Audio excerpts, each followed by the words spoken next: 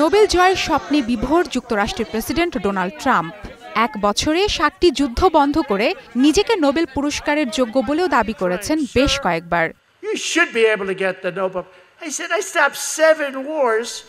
সবশেষ জাতিসংঘেও তুললেন যুদ্ধবন্ধে নিজের সাফল্যের দাবি। I ended 7 wars, and in all cases they were raging with countless thousands of people. Cambodia, Pakistan, ইসরায়েলের কাছ থেকে ইতিমধ্যেই পেয়েছেন নোবেল মনোনয়ন। আর আর্মেনিয়া, আজারবাইজান, গ্যাবন, রুগান্ডার রাষ্ট্রপ্রধানদের কাছ থেকে পেয়েছেন নোবেল মনোনয়নের সমর্থনের আশ্বাস। তবে গাজায় চলমান জাতিগত নিধন বন্ধে শতভাগ ব্যর্থ ট্রাম্প, আর সেটাই তাকে মনে করিয়ে দিলেন ফরাসি প্রেসিডেন্ট ইমানুয়েল ম্যাক্রো। জাতিসংঘ অধিবেশনের ফাঁকে দেয়া এক সাক্ষাৎকারে বলেন, নোবেল পেতে হলে বন্ধ করতে হবে গাজা যুদ্ধ। আমি একজন আমেরিকান রাষ্ট্রপতিকে দেখতে পাচ্ছি যিনি নোবেল শান্তি পুরস্কার চান।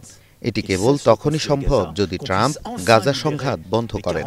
ট্রাম্প চাইলেই এই যুদ্ধ বন্ধ করা সম্ভব, কারণ যুক্তরাষ্ট্রে ইসরায়েলকে সবচেয়ে বেশি অস্ত্র সরবরাহ করে। ম্যাক্রো আরও বলেন, যুদ্ধ বন্ধ না হলে ৪৮ ইসরায়েলি জিম্মির মুক্তি, মানবিক সহায়তা পৌঁছানো বা গাজার শিশুদের জীবন বাঁচানো কোনোটাই সম্ভব নয়। তার মতে, ইসরায়েলের উপর চাপ দেওয়ার আসল ক্ষমতা যুক্তরাষ্ট্রের হাতেই রয়েছে। শুধু গাজা নয়, ইউক্রেন সংঘাত বন্ধেও ব্যর্থ ট্রাম্প। রুশ প্রেসিডেন্ট পুতিন কিংবা ইউক্রেন প্রেসিডেন্ট জেলেনস্কির সাথে বৈঠকেও সমাধান হয়নি রাশিয়া ইউক্রেন সংঘাত। মারফুয়াতুন রুচি, স্টার নিউজ।